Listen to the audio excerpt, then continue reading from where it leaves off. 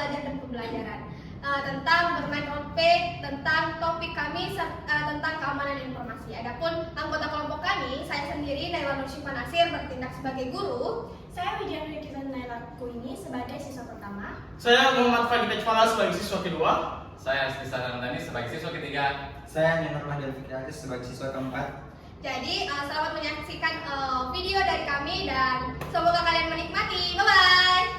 Bismillahirrahmanirrahim. Assalamualaikum warahmatullahi wabarakatuh. Waalaikumsalam warahmatullahi wabarakatuh. Selamat siang semuanya.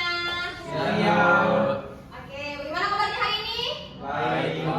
Alhamdulillah ya. Jadi hari ini kita akan membahas topik yang sangat amat menarik di dunia teknologi informasi ini, yang dimana topik ini kita pergunakan di kehidupan kita sehari-hari. Jadi dengan mempelajari keamanan informasi ini yang sebagai topik utama kita pada siang hari ini, kita diharapkan untuk mengetahui dasar-dasar serta apa-apa nanti kita akan sharing apa-apa saja yang kalian tahu dan apa-apa yang saya nanti sharing ke kalian. Jadi karena kita hidup di era yang sangat amat digital sekarang ini, yang sangat amat modern, teknologi informasi itu sangat amat mudah diakses. Jadi dengan mempelajari keamanan informasi ini, kalian diharapkan untuk bisa mengetahui bagaimana cara kalian menjaga informasi pribadi kalian. Oke, jadi sebelum kita membahas lebih lanjut tentang keamanan informasi ini, adapun tujuan pembelajaran yang akan saya bawakan hari ini, yang pertama itu menjelaskan apa itu keamanan informasi serta prinsip-prinsip yang ada di dalam keamanan informasi. Jadi sebelum kita mempelajari pembelajaran lebih lanjut hari ini, saya ingin kalian menjelaskan atau memberikan saya pengetahuan kalian tentang keamanan informasi. Kemudian yang kedua yaitu mengidentifikasi berbagai ancaman keamanan informasi seperti malware, phishing, dan serangan DDoS. Jadi setelah kita mengetahui apa sih dasar informasi ini, kita akan mempelajari tentang apa-apa saja ancaman yang ada di keamanan informasi ini. Kemudian yang ketiga yaitu memahami teknologi yang digunakan untuk menjaga keamanan. Jadi setelah kita mempelajari apa-apa saja ancaman yang dapat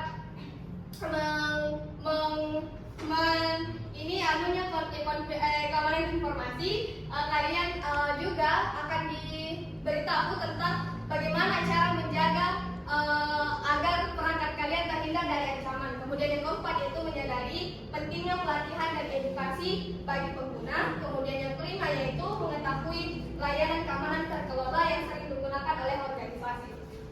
Jadi itu 5 tujuan yang insya Allah yang akan kita capai pada pembelajaran kali ini.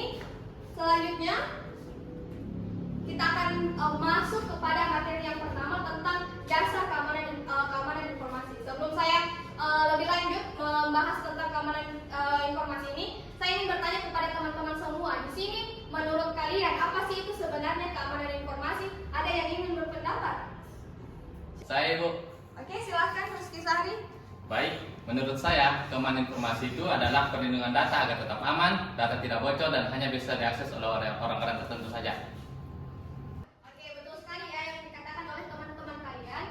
Jadi pengertian dari keamanan informasi itu sendiri adalah merupakan upaya melindungi informasi agar tetap rahasia, utuh, dan tersedia hanya untuk pihak yang berwenang saja. Jadi secara garis besarnya keamanan informasi itu adalah upaya kalian untuk menjaga data pribadi yang kalian miliki. Oke. Setelah pengertian, adapun tujuan utama dari keamanan informasi ini, yang pertama ada kerahasiaan, integritas, ketersediaan, mengurangi resiko keamanan, serta kepatuhan regulasi. Jadi saya jelaskan sedikit tentang tujuan keamanan jaringan ini. Yang pertama itu tentang kerahasiaan. Apa sih maksud dari kerahasiaan di tujuan keamanan jaringan ini? Jadi kerahasiaan berarti memastikan bahwa pihak yang berwenang memiliki hak akses penuh untuk mengakses informasi yang telah dia miliki. Contohnya itu kalau misalnya di dunia kehidupan kita sehari-hari, yang itu data pribadi mahasiswi atau mahasiswa hanya bisa diakses oleh guru atau oleh dosen ataupun pihak dari kampus. Kemudian contoh nyata yang kedua itu password akun email hanya diketahui oleh pemiliknya. Pasti teman-teman di sini punya email pribadi kan? Dan tidak mungkin kalian bagi password emailnya kalian kepada pihak-pihak yang belum tentu memang memiliki hak akses untuk mengakses emailnya kalian. Nah, tujuan utama dari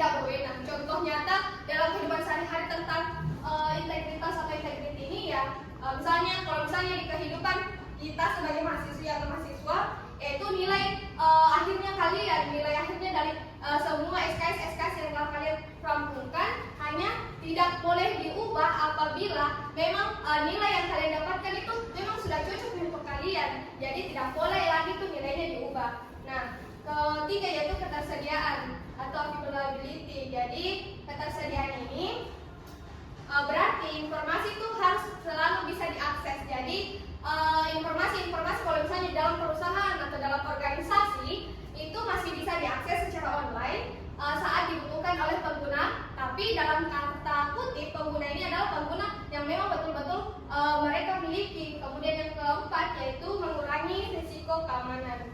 Jadi maksud dari mengurangi risiko keamanan ini adalah langkah primitif untuk mencegah terjadinya insiden seperti pencurian data, serangan DDoS atau ancaman-ancaman lainnya. Nah, di bagian mengurangi risiko keamanan ini sebenarnya harus dimiliki oleh organisasi atau perusahaan-perusahaan besar. Nah, kemudian yang terakhir yaitu kepatuhan regulasi juga ini. Kepatuhan regulasi ini tujuan utama dari keamanan informasi untuk perusahaan-perusahaan besar. Jadi saya akan skip tentang dua ini, yaitu mengurangi risiko keamanan dan kepatuhan regulasi. Selanjutnya tentang ancaman keamanan informasi.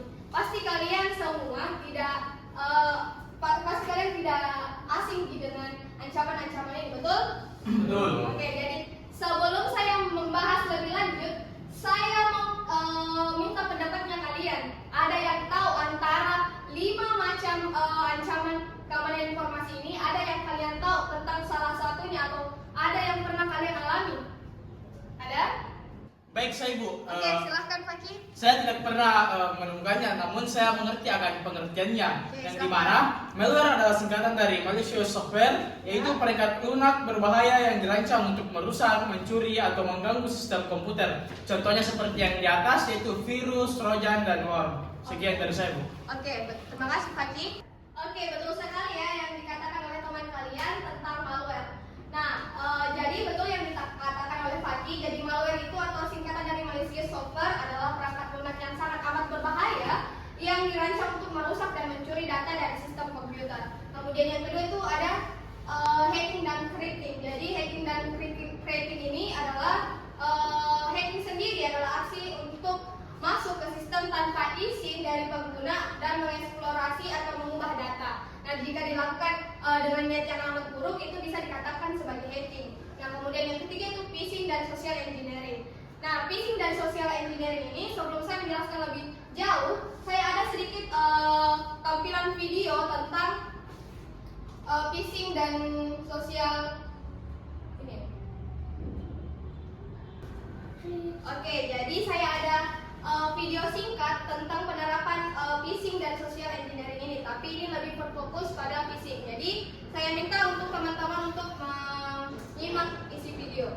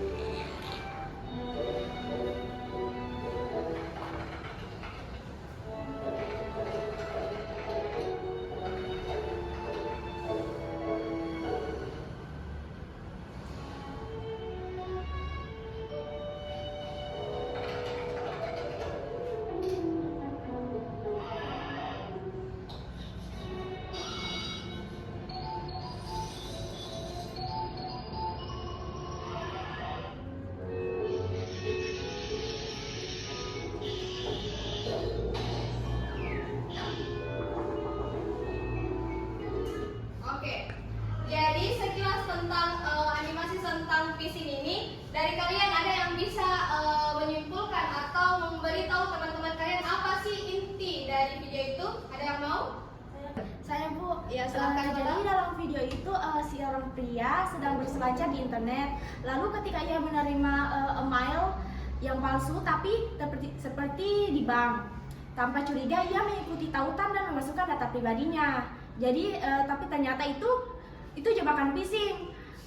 Data pribadinya dicuri, ia pun panik saat menyadari akunnya itu diretas.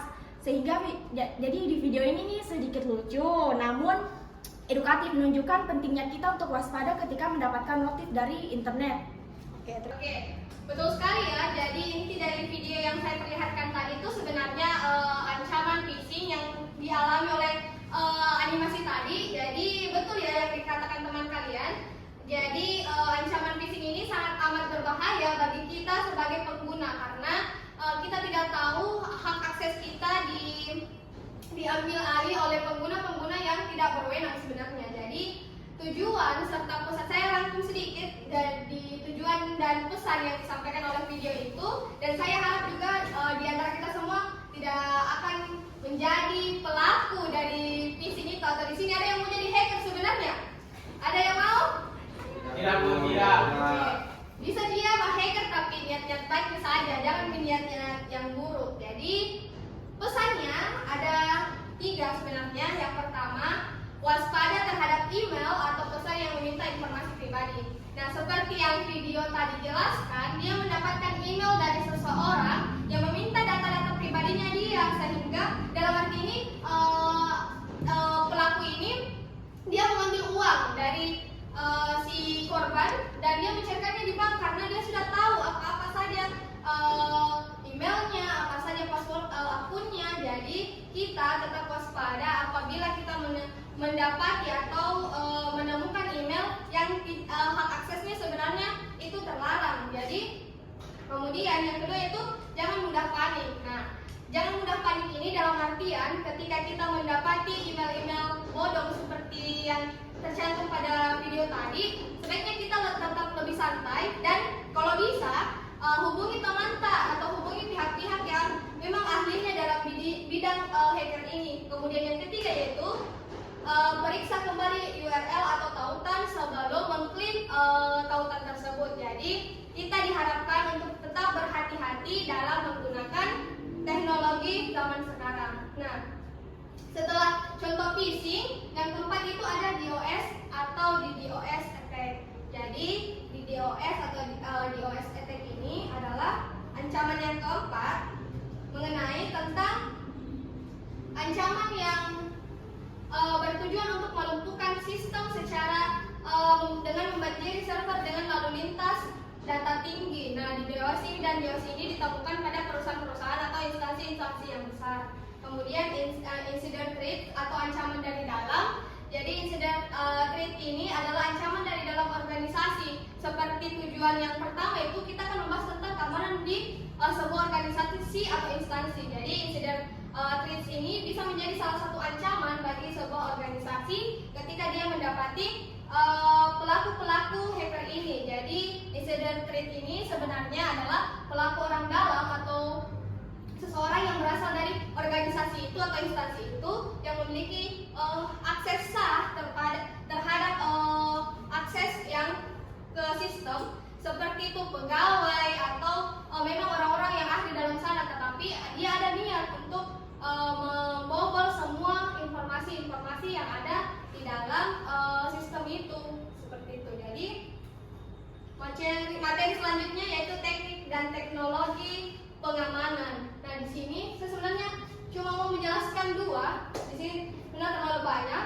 Jadi teknologi dan teknik pengamanan itu ketika kita mendapatkan ancaman-ancaman itu, sebuah perusahaan atau instansi dapat melakukan teknik-teknik ini. Yang pertama tuh ada enkripsi atau terkunci. Nah, enkripsi ini adalah proses mengubah data asli menjadi bentuk yang tidak bisa dibaca tanpa dikunci. Kemudian yang kedua ada firewall. Nah, apa sih itu firewall? Firewall ini berfungsi untuk mengontrol lalu lintas data antar jaringan internet dan eksternal, serta memastikan hanya trafik yang sah yang dapat melewati batas. Oke, jadi itu tadi penjelasan tentang enkripsi dan firewall. tentang 4 teknik dan teknologi pengamanan ini, saya akan bagi kelompok kecil, membagi kalian saya ingin kalian sebentar menjelaskan apa informasi-informasi yang kalian ketahui tentang sistem deteksi intrusi, password management,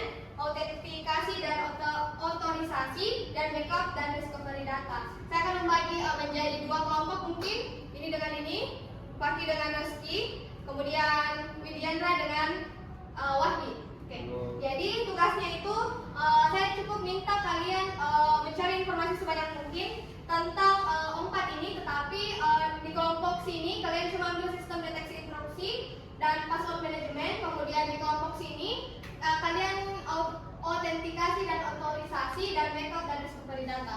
Mungkin kalian bisa berdiskusi secepat mungkin. Saya berikan waktu mungkin 10 menit untuk berdiskusi dan saya akan menyuruh kalian sebentar untuk menjelaskan informasi-informasi apa yang kalian dapatkan. Mengerti? Ya, Ibu. Oke. Ada pertanyaan? Tidak, Ibu. Oke, silakan.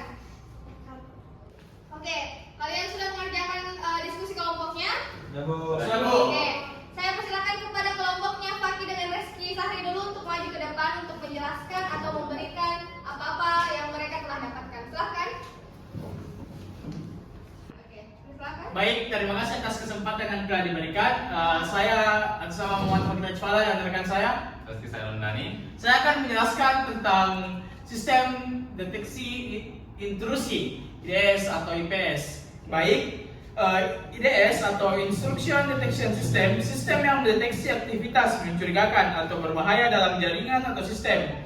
IDS hanya membantu dan memberikan peringatan, tidak mengambil tindakan langsung. Sedangkan IPS, Intrusion Prevention System, sistem yang tidak hanya mendeteksi, tapi juga mencegah serangan secara otomatis. IPS bisa dilakukan memblokir lalu lintas mencurigakan sebelum mencapai target. Baik, sekian dari saya.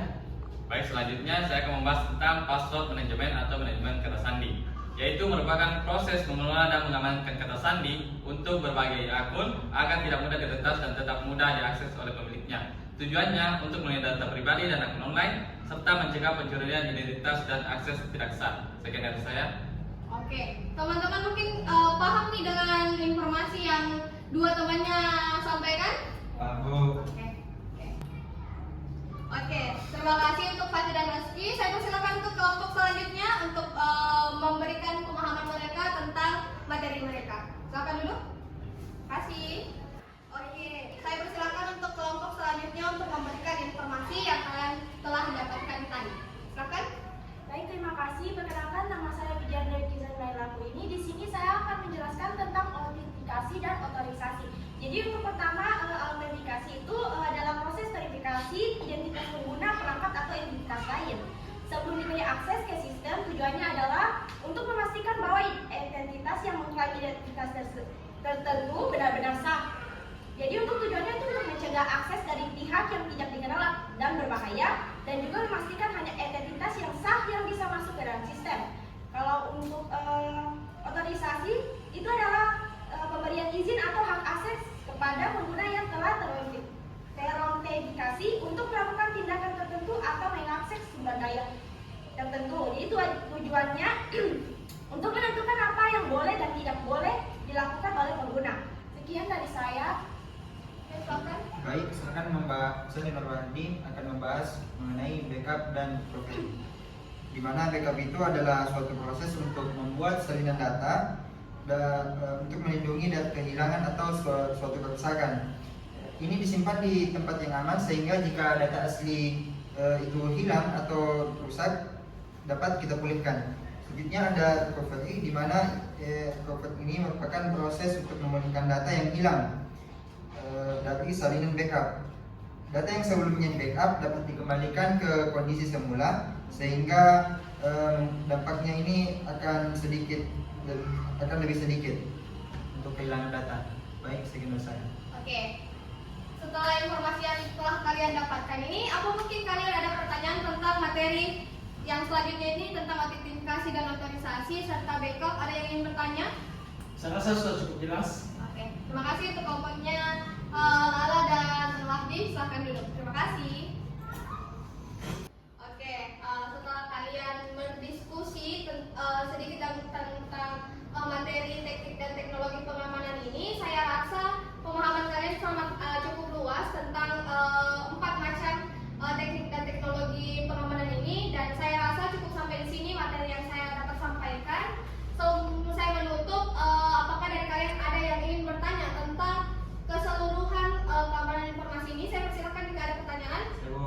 Saya Bo. Oke, silahkan. Apa sih perbedaan hacking dan phishing itu? Oke. Oke, pertanyaan yang cukup singkat ya dari Yadi Nurwahdi. Jadi apa sih itu perbedaan dari hacking dan phishing? Oke. Hacking dan phishing ya. Jadi hacking itu adalah proses mencari dan mengeksploitasi